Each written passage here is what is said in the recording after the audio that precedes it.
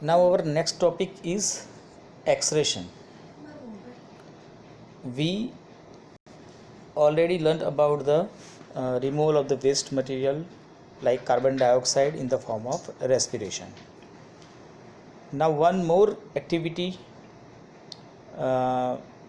which can be produced the nitrogenous waste material, and it has to be removed from the body. So the biological process involves in the removal of this harmful metabolic waste from the body is called excretion, and normally it is in the form of liquid. Different types of the organisms have different types of the strategies for this. Some unicellular organisms like amoeba, paramecium, they can remove the waste via diffusion process, but this is not for all. We have some organisms like multicellular organisms, and they have different type of the system for that. तो उसके लिए हम यहाँ पर देखेंगे excretory system in human beings. In humans excretory system का जो main part है, मेन ऑर्गन है, it is a kidney. So a pair of kidneys, exactly it is 2 in numbers. Kidneys are located in the abdomen, one on either side of the backbone. मतलब कि वो abdomen part में, पेट में होती हैं, और nearly to backbone, मतलब पीछे की साइड बैकबोन की तरफ ये लोकेटेड होती है, which are 2 in numbers. Then after urinary bladder. Urinary bladder जो है वो वहाँ पर किडनी जो भी हमारे यूरिन जो फॉर्म हुआ है वो वहाँ पर स्टोर होता है. A pair of ureters. Ureters जो हैं वो यूरिन को किडनी से लेकर जाएगा ब्लैडर तक. And the last one is urethra. Urethra जो है वहाँ से यूरिन जो है वो रिमूव हो जाता है from the body. So we have here main 4 organs for that. One is kidney, then after bladder, then after ureter, then after urethra. The urine produced in the kidney passes through ureter in the urinary bladder where it is stored until it is released through the urethra. मतलब kidney ने जो भी urine form किया हुआ है वो urine urinary bladder के अंदर स्टोर होता है कुछ टाइम के लिए. जब वो ब्लैडर फिल हो जाएगी उसके बाद उसको बॉडी में से रिमूव कर दिया जाएगा. अगर आप बात करें जैसे कि बर्ड्स, तो birds has no urinary bladder. वहाँ पर वो उनके अंदर बॉडी में ब्लैडर नहीं होता है. जैसे यूरिन फॉर्म होता है वो ड्रॉप वाइज उसको रिलीज़ कर देते हैं टू मेंटेन द वेट. अगर उनमें ब्लैडर होता तो उनकी हाइट जो है वो वेट जो है वो इंक्रीज़ हो जाता. Now talking about the human, so the purpose of making urine is to filter out waste product from the blood. जैसे हमने कहा कि कार्बन डाइऑक्साइड जो हैं वो रेस्पिरेशन थ्रू हम बॉडी में से रिमूव कर देते हैं वाया लंग्स, उसी तरह से ब्लड में से जो नाइट्रोजनियस वेस्ट हैं उसको रिमूव करने के लिए किडनी होती है. किडनी जो होगी वो ब्लड को प्योरीफाई करेगा, फिल्टर करेगा, और उसमें से जो नाइट्रोजनियस प्रोडक्ट हैं उसको अलग कर देता है, और उसी को हम कहते हैं urine. Now the filtered blood जो है वो आगे बॉडी के अंदर मूव हो जाएगा. सो किडनी जो है उसका हमें मतलब वो फिल्ट्रेशन करती है, तो we have to study about the function of this kidney. तो किडनी कैसे काम करता है. तो किडनी जो है उसके अंदर नंबर्स ऑफ स्ट्रक्चर होंगे नेफ्रॉन के. ये नेफ्रॉन जो है, this is structure of nephron. तो you can see here the one glomerulus. Glomerulus जो हैं वो its numbers of thin capillaries और बंच लाइक स्ट्रक्चर. तो a cluster of very thin walled blood capillaries, जहाँ पर ग्लोमेरुल्स के अंदर हाई प्रेशर क्रिएट होगा, and due to this high pressure there is taking place ultra filtration. Okay, तो we have to सी, देखो सबसे पहले मैं देख रहा हूँ आपको बाउमेन्स कैप्सूल दिख रहा है। बाउमेन कैप्सूल शी शेप का एक स्ट्रक्चर होता है, उसके अंदर ग्लोमेरुल्स होते हैं। ग्लोमेरुल्स जो हैं उसके अंदर ये जो हमने कहा कि भाई ब्लड कैपिलरीज जो है वो आएंगी। उसके बाद उसमें से आगे जाएंगे, एक नेक वाला पोर्शन आएगा। उसके बाद जो है उसको हम कहते हैं ट्यूबुलर नेफ्रॉन, जिसके अंदर दो चीज़ होती है, यहाँ पे डिटरमिन नहीं दिया है, मैं आपको बता रहा हूँ। एक होता है जो पास में वाला है उसको बोलते हैं अपन प्रॉक्सिमल ट्यूब्यूल, दूसरा है distal tubule. Then after collecting duct, and collecting duct will open into the bladder. तो ऐसे नियरली 10 लाख स्ट्रक्चर होते हैं इन ईच किडनी। एक किडनी के अंदर ऐसे 10 लाख स्ट्रक्चर होते हैं, जिसको कहा जाता है नेफ्रॉन। ये जो है दिख रहा है आपको, वो है नेफ्रॉन। तो each kidney has large number of this filtration units called nephrons.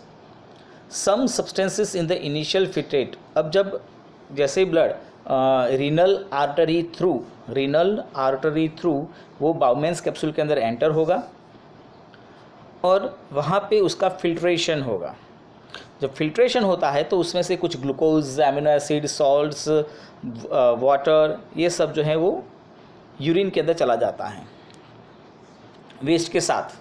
Waste तो जाएगा ही, साथ में ये कुछ चला जाता है। तो क्या होगा, आप देख रहे हैं कि ये जो नेफ्रॉन है उसके आसपास ब्लू और रेड कलर की ट्यूब्स हैं। They are veins and arteries. ये वेन और आर्टरीज जो हैं वो दोनों उस नेफ्रॉन के आसपास होती हैं। और अगर कोई काम की चीज़, जैसे मैंने कहा एक्स्ट्रा वाटर हैं या सॉल्ट्स हैं, कुछ है ग्लूकोज हैं, एमिनो एसिड्स हैं, उनको वहाँ से वो रीएब्जॉर्ब कर लेते हैं। Reabsorption is depending upon the amount of water available in the body. Body के अंदर जितना ज़्यादा वाटर अवेलेबल होगा उसके हिसाब से रीएब्जॉर्प्शन होता है। If the water is more available in the body then reabsorption is less. If the amount of the water is less in the body, then reabsorption is more. And the reabsorption of the water is also controlled by one hormone, which come later on next standard में देखेंगे. For your information, it is ADH, anti diuretic hormone. ये hormone जो है वो water को reabsorption का काम करवा के बॉडी में वाटर को बैलेंस में रखता है। Then the urine forming in each kidney eventually enters a long tube, ureter, and which connects the kidney with the urinary bladder.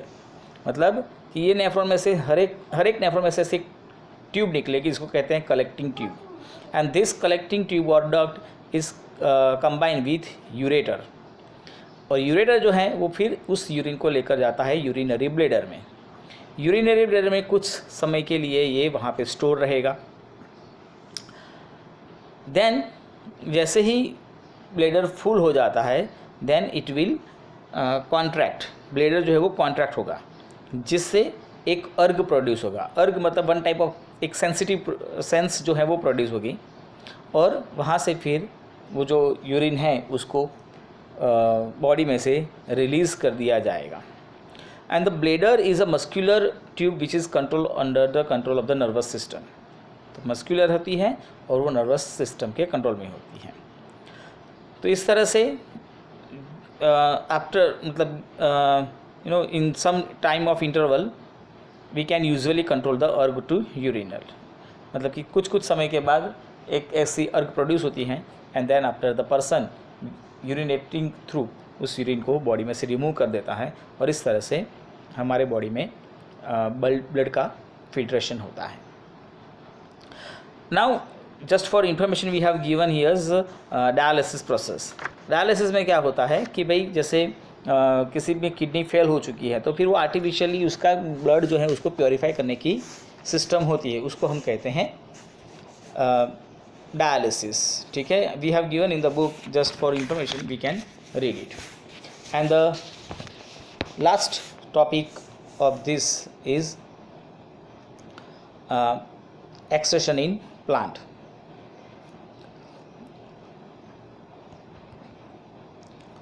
तो एक्सट्रैक्शन इन प्लांट में क्या होगा बच्चों,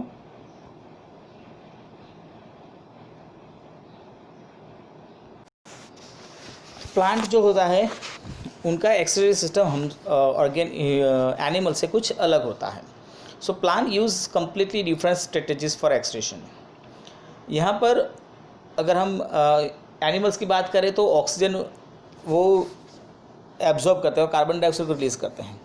वेराज in case of the plants उनके लिए ऑक्सीजन जो है वो वेस्ट प्रोडक्ट है, तो वो जो फोटोसिंथेसिस में प्रोड्यूस हुआ है तो उनको वो डायरेक्टली फ्रॉम दी लीव्स जो स्टोमेटा होता है वहाँ से उसको वो रिलीज़ कर देते हैं।